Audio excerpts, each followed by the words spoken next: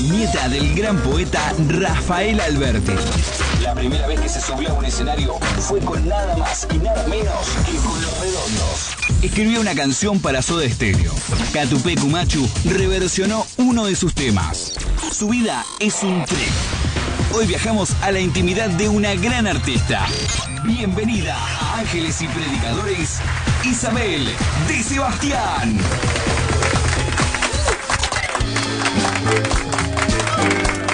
Bueno, bienvenida. Muchas gracias. Bueno, muchas gracias por estar acá. Un placer. Llegaste bien. Estabas ahí llamando. Llegué perfectamente. Perfecto, bárbaro. Estuviste aparte de hace poquito, hace unos meses con los chicos era un de par de acá. meses. Sí. Así es. Bueno, Isabel, agradecerte de vuelta ahora públicamente estos ida y venida que tuvimos en el Facebook para poder concretar esta visita, que para nosotros la verdad que es muy halagador. Este programa nació un poco para homenajearlos, para decirle gracias a todos ustedes. Vos sos la segunda etapa, digamos, en realidad sería, ¿no? La del rock, que arranca ya por los 60, 70. Y bueno, este espacio simplemente quiere ser un homenaje y un gracias también a todos ustedes por lo que han hecho y también por lo que siguen haciendo, porque vos todavía seguís afortunadamente subida a un viaje musical muy interesante. Has editado hace muy poquito un álbum, lo has presentado en la trastienda el 3 de octubre, ¿no? Así que bueno, eso es un poco lo que queríamos decirte como primeras palabras de bienvenida en Ángeles y Predicadores. Muchas gracias. Metrópoli, Baby Squids. Ajá. ¿Qué podés recordarnos de aquel momento? Precocidad, te diría. A ver. Yo tenía 19 años con las Baby Squids. Y no sé, 21 me parece, 20 o 21 con Metrópoli. Fue una época muy divertida donde como casi todo lo que había sucedido había quedado bajo una alfombra. Te diría que todo... espera que no me estoy escuchando. Fíjate. Por el auricular. A ver. Ok, aquí. Hola. Bueno, me lo saco y listo. Dale. Te diría que veníamos de una época de oscuridad tan tremenda, sí. Que todo era posible. O sea, no había un esquema sobre el cual, crear. O sea, creábamos básicamente un espacio vacío, enorme, que había dejado la dictadura. Entonces podíamos hacer lo que queríamos. Y aparte venía una influencia de afuera que era realmente como muy lúdica. Había mucho juego. O sea, ¿qué hacemos? Bueno, toquemos, pero en vez de tocar en un escenario, tocamos en el baúl de un auto. O sea, todo era como cuán lejos podía llegar la imaginación.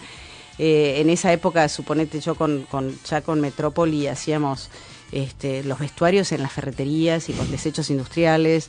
Y realmente fue sumamente interesante tener esa libertad, que era como si empezáramos a nacer en ese momento. Yo recuerdo un show en Vélez hace muchos años que ustedes salieron con una especie de, no sé, de pantalla, ¿no? Sí, eran pantallas eran pantallas. Eran pantallas, eran 2 lámparas de la casa de mis padres, de esas de los 50, sí. Viste que ahora se venderían muy caras en Palermo. Que les puse una tela fosforescente, una naranja y otra fucsia, y nos vestimos con una especie de papel celofán. Claro. O sea, éramos como orugas de papel celofán. Y en realidad agradezco al tachero que volvió al estadio, pero nos olvidamos todo esto en el baúl de su auto. No. Y volvió al estadio y Celsa bajó así gritando, desesperada. Y el tipo había vuelto al estadio porque se había dado cuenta que nos habíamos dejado el vestuario en el taxi. Así que bueno, no solamente con los vestuarios, o sea, había tan poco, ¿viste? Porque nada existe de gajo, ¿no? Todo es como vas pasando lo que se dice de un plató a otro, ¿no? Y necesitas que hayan existido los que existieron antes. Claro. Y de alguna manera, bueno, había existido en mi pubertad Spinetta y Sui Generis y estas cosas. Pero después hubo como esa especie de bache que te diría que todavía en mi vida sigo tratando de curar, ¿no? Hay gente que por ahí dice, bueno, ya pasó, sí, ya pasó, pero no lo viviste. Claro. Y bueno, entonces de alguna manera fue como una explosión. Nosotros salimos así, tipo, wow, ¿viste? y para mucha gente fue muy choqueante. Íbamos a los festivales de la falda, por ejemplo, y nos tiraban cosas y nos escupían, y ya no sabía si te escupía, por la época punk, entonces la escupida era como una especie si estaba de... bueno, ¿no? Claro, si estaba bueno te escupían, o sea, claro. era tipo, viste, fue bastante caótico. Pero bueno, lo recuerdo con muchísima alegría, viste, esa cosa de adrenalina y que no existe el límite para imaginarte cosas y para hacerla realidad. ¿Te parece que Metrópoli era, por ejemplo, una banda para comprenderla o para disfrutarla más que nada? ¿Viste? Porque era una época también donde había muchos colores, ¿no? Las dos cosas. O sea, yo creo que el primer disco, quizás más para entenderlo, era muy experimental y no sabíamos lo que estábamos haciendo, claramente. Claro. Y aparte como medio lo producíamos nosotros solos, Pomo como que estaba ahí medio productor, pero tampoco nos daba mucha bola, o sea, no venía tanto al estudio todo el tiempo, entonces éramos muy chicos y no teníamos nada de experiencia. No había tantos productores, ni había tantos ingenieros de sonido, era todo bastante experimental. Y el segundo disco ya me parece que sí, lo disfruté yo más, creo que digamos, para el que lo escucha es más atractivo. Pero bueno, después tuve un periodo muy largo en el cual viví en Estados Unidos. Viví 14 años, en realidad fui a grabar mi primer disco más como solista. En realidad mi banda se llamaba en ese momento Isabel y los Milagros. Hicimos un par de shows.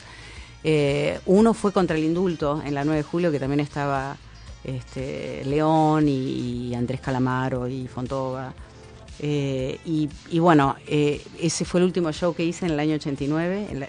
Había como 100.000 personas en la 9 de julio y era un día muy emocionante.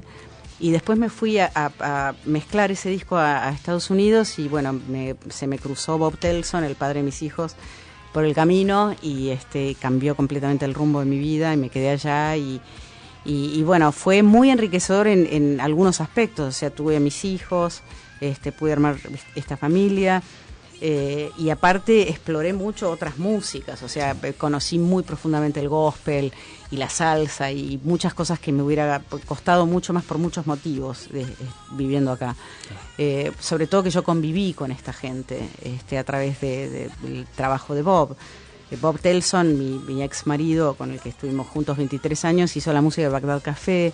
Y la gente que trabajaba con él, los cantantes tan tremendos que quizás lo no tan bueno es que me quedé muda durante algunos años, porque claro, cantaba Chivita Steele, que era, o sea, la gente que cantaba eran los más grandes cantantes negros de Estados Unidos del siglo XX prácticamente, claro. O sea, gente que, o sea, no te voy a decir, de la talla de, qué sé yo, las Supremes, pero realmente ahí. Entonces me quedé como muda y absorbí mucho. Entonces quizás ahora lo que puedo hacer es recolectar todos estos pedazos de experiencias musicales que tuve en mi vida y hacer algo tan ecléctico. Probablemente si me hubiera quedado acá hubiera hecho más discos y más discos de rock, ¿entendés? ¿Sabés que yo escucho el último disco tuyo y hay canciones que me remiten a mí a película de Tarantino, por ejemplo? Sí. Es impresionante. Y tiene algo muy esas guitarras, ¿viste? Muy de esas película cosas. del oeste. Sí, me encanta. Bueno, pero tiene eso que es como mi parte anglo de alguna manera, pero también, viste, tiene una cumbia peruana de los años 70, o sea, me atrevo a mezclar una canción que hizo Luis para que la cantara yo hace muchos años, que es inédita, que es muy lírica, y al lado está Machito Ponce rapeando. O sea, realmente yo pensé que la crítica me iba a destruir, porque no estamos muy acostumbrados a aceptar lo distinto, y no solo acá, ¿viste? O sea, si a vos te gusta Norah Jones, te gusta que hagas escuchás las canciones, es como que uno por ahí encuentra un cierto confort en que las cosas sean similares o lo que uno espera, ¿no? Claro. Y dije, bueno, yo realmente estoy como poniendo una bomba a los límites entre los géneros que suele visitar un músico. Claro. Pero finalmente no, o sea, eso habla muy bien de nuestra capacidad de aceptar cosas diferentes y de valorizar a la canción por la canción en sí misma y no tanto por identificarse con River, Boca, o sea, soy el jazz, o soy el rock, o soy de la cumbia, odio la cumbia, odio esto, ¿viste? Evidentemente han cambiado mucho las cosas, por lo menos poco, en ese sentido, en el sentido musical, ¿viste? Canté en el Quilmes Rock el sábado pasado y mezclo un tema de Metrópoli que es muy anglo, suponete, y el tema siguiente es completamente latino, unidos por estas guitarras del oeste que vos mencionás. Claro. pero la gente lo mira y lo escucha y siento que lo entiende y lo absorbe. No te tiran nada, por lo menos. No me tiran nada, me tiran besos.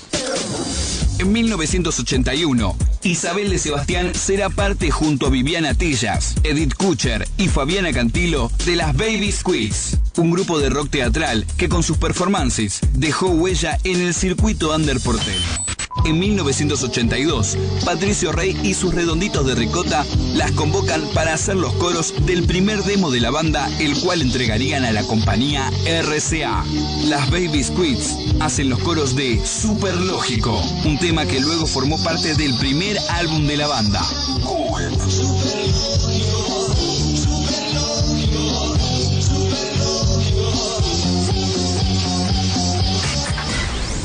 El grupo, que además acompañó a Serú Girán, se disuelve definitivamente luego de varios cambios en el año 1983. Tiempo después, Isabel, junto a Celsa Melgoulan, Ulises Butrón y Richard Coleman, integrarán Metrópoli, banda con la que registró 2 recordados álbumes. Cemento de Contacto, en 1985, que contenía temas como Contractura,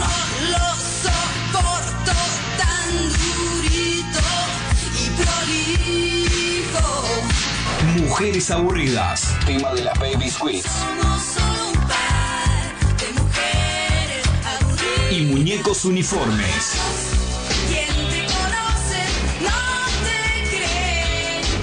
La placa contó con la participación de Pedro Aznar en bajos y teclados, Luis Bonato también en bajo y Pomo en batería.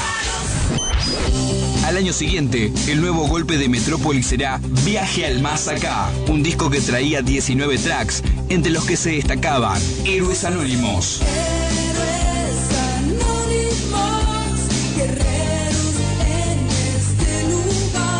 Aunque no puedas esconder tus ojos,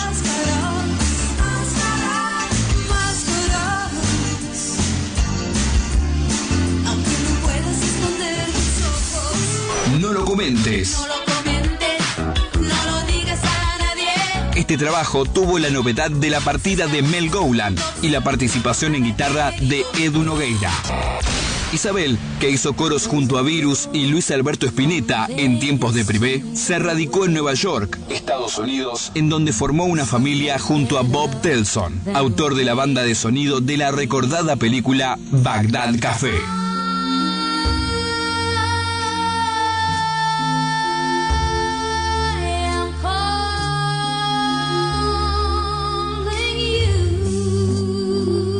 Allí, esta extraordinaria artista cantó, produjo y escribió sobre tango, otra de sus grandes pasiones.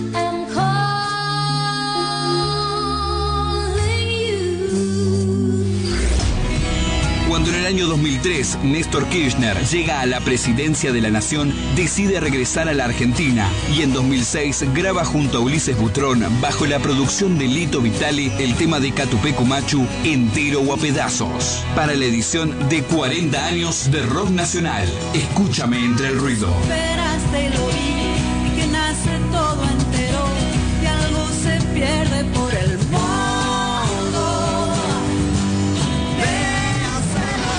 Al año siguiente edita junto a Telson Trip, un gran disco por lo ecléptico y también por la calidad de las composiciones, donde se destacan Lifetime,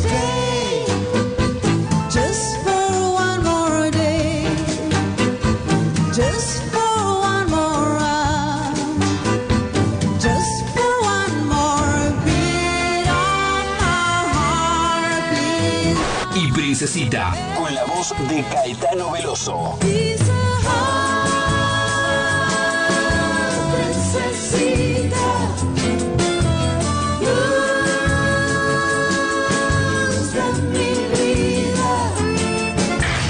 En 2010, Isabel y Ulises, que firmaron todos los temas de Metrópoli, deciden encontrarse para un regreso en el Festival Ecológico, acompañados por David Ben Simon en guitarra, Marcel Baccaro en bajo y Javier Miranda en batería. Y participa de las presentaciones de Divididos de su disco Audio y Agua en el Luna Park, con una soberbia versión del tema de The Beatles, With a Little Help from My Friends, junto a Fabi Cantilo, Claudia Puyó y Ciro Fogliata.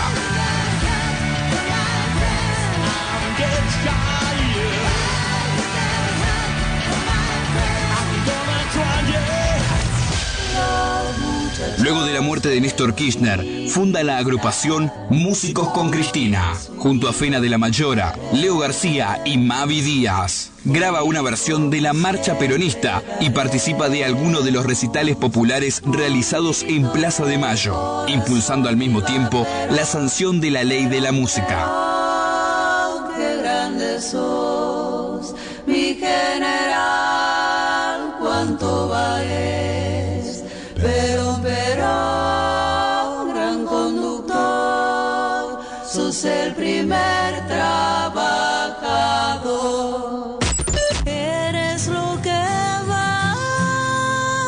Finalmente, esta gran voz de nuestro rock edita por el sello Pop Art su primer disco solista llamado simplemente Isabel de Sebastián, que fuera presentado en la trastienda del barrio de San Telmo el 3 de octubre de este año y que contó con la participación de Leo García, Machito Ponce y César Mel Gouland.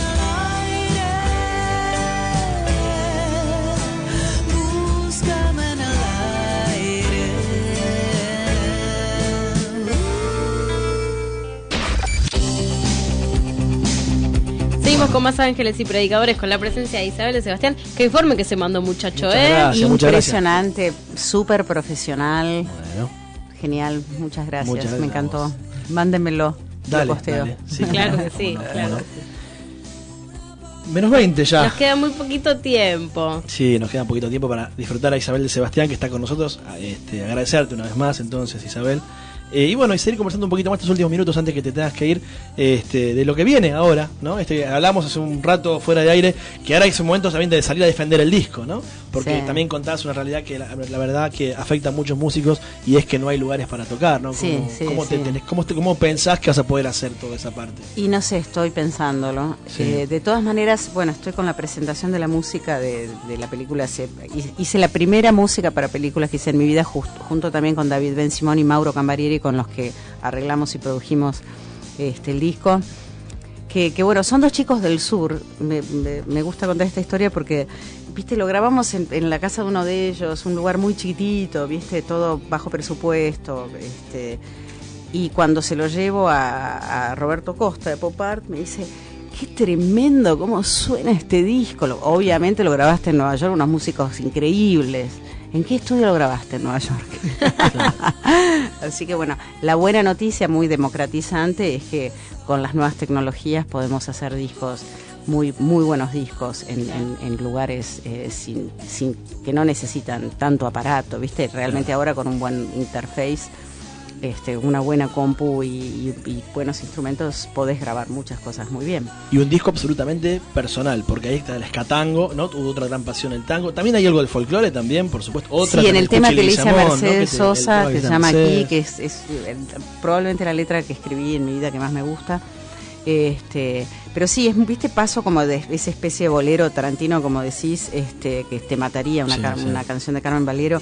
En realidad no esperé a que me salieran todas las canciones, sino que dije, bueno, ¿qué me gusta rescatar del pasado? ¿Qué tengo ganas de cantar, mío o no mío?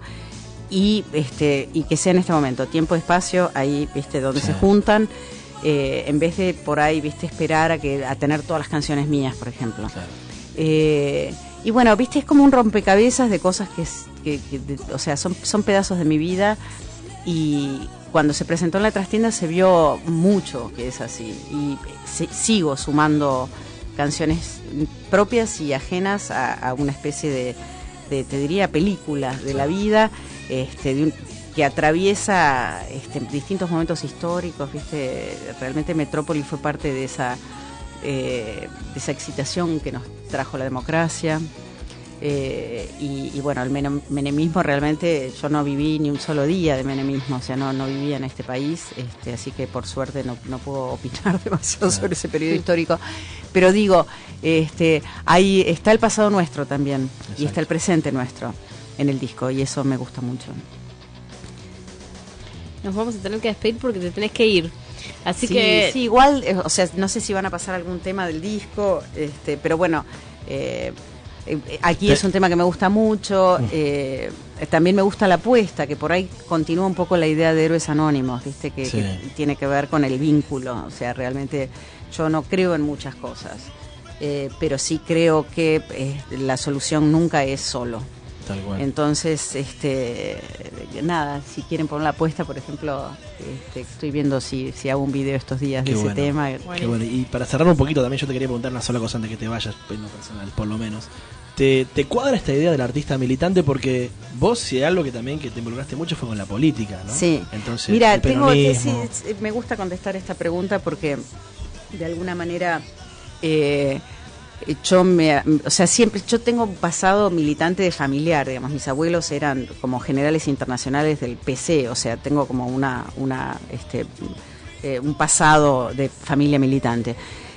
Cuando vuelvo al país y Néstor descuelga el cuadro, realmente me pasa algo. Después, cuando vi la 125, me empiezo a acercar a la militancia. Y para cuando se muere Néstor, yo, digamos, muchos músicos sabían que yo estaba muy cerca y digamos, yendo a reuniones y a conferencias y a charlas y muy involucrada. Entonces se acercan a mí el día de la muerte de Néstor. Entonces al día siguiente les mando un mail y nos juntamos, básicamente para hacer como un año de apoyo, que era el año anterior a la elección de Cristina. O sea, y yo sabía que tenía fecha de vencimiento. O sea, yo sabía que le iba a poner mucho y durante un año y que no quería nada y que daba todo lo que tenía en ese momento y que era un periodo de la vida. Y durante esa época me di cuenta que yo no sirvo tampoco demasiado para la militancia, ni menos para la gestión política, ni nada por el estilo. Nunca lo intenté ni lo quise de todas maneras. Porque me di cuenta que cuando militás existe una verticalidad que es sí o sí. Entonces me parece genial que lo haga mucha gente porque es condición de que las cosas se lleven adelante. Y me parece muy valorable que mucha gente, conozco mucha gente que de corazón y por pasión le da la vida y no ni por el chori y la coca, ¿viste?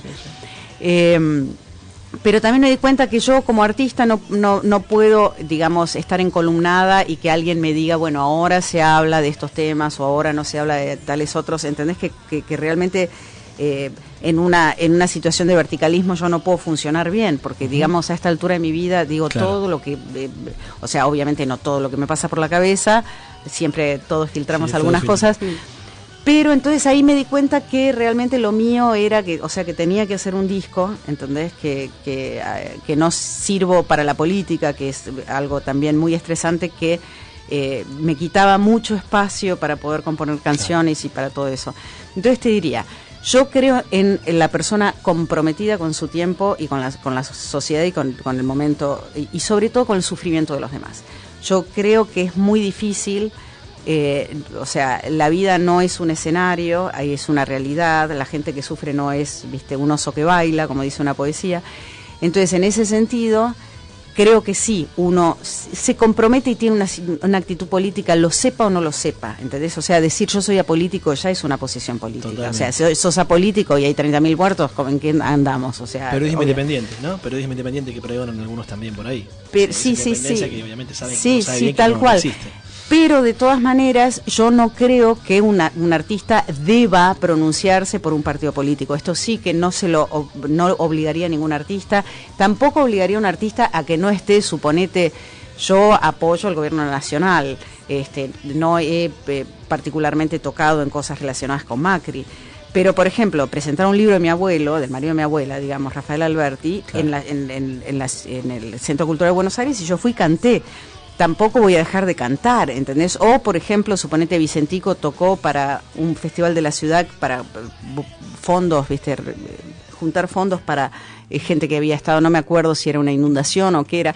O sea, y había gente que lo juzgaba. Yo no lo juzgo a Vicentico, claro, por eso. O sea, en realidad creo que está bueno. Yo vi a mis abuelos quedar atrapados en un ideal del PC que después, viste, eran peces náufragos, o sea, era gente que apoyaba a Stalin, ¿entendés? Sí, y que sí, era sí. gente, la gente más inteligente de su época, ¿entendés? O sea, mis abuelos eran amigos de Picasso y ellos apoyaban a Stalin.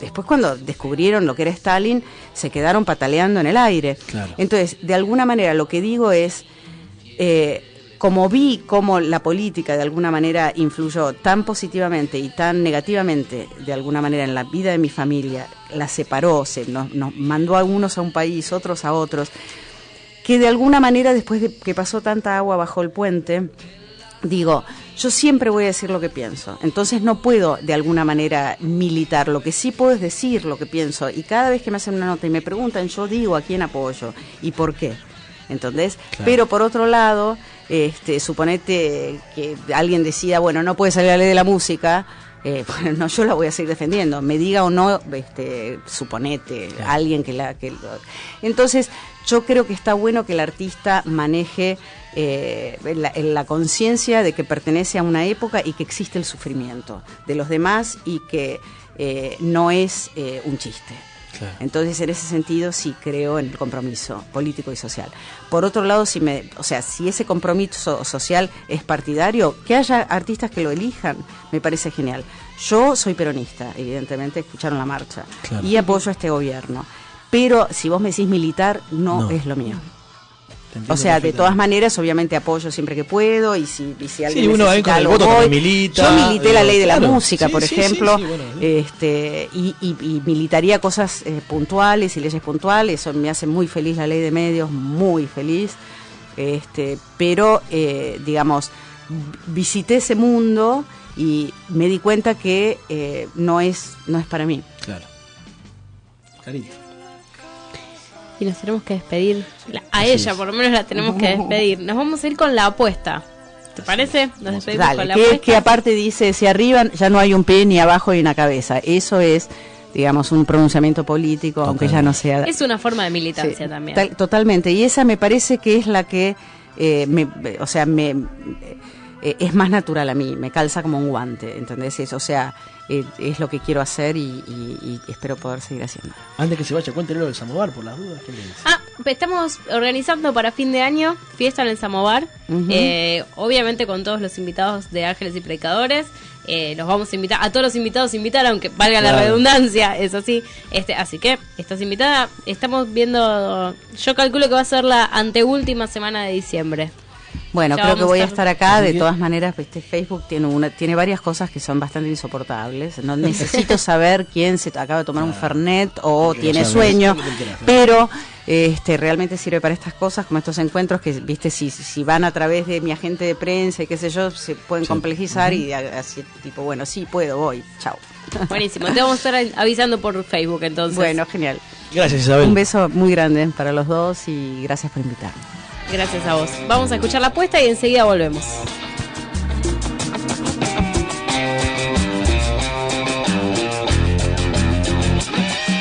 Si arriba ya no hay un pie, ni abajo hay una cabeza, ya nos podemos mover y ganarle a la tristeza. Si llegamos hasta aquí, es que esto recién empieza. Necesitamos unión y